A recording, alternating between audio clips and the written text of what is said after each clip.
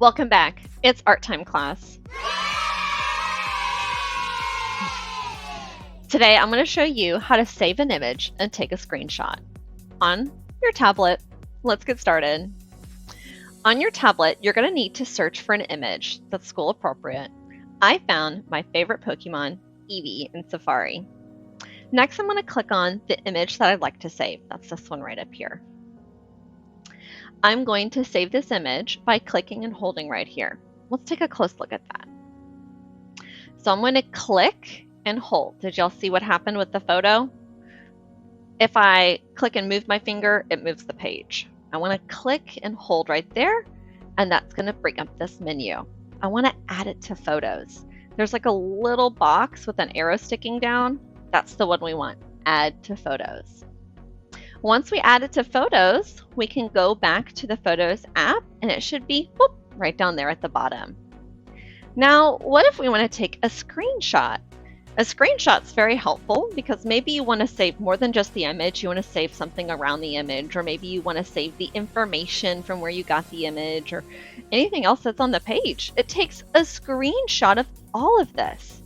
To do that, you're going to need to click the lock button and the home screen button at the same time. Let's try it right now. So I'm going to click this lock button and the home screen button. When that happens, this is going to pop up down here.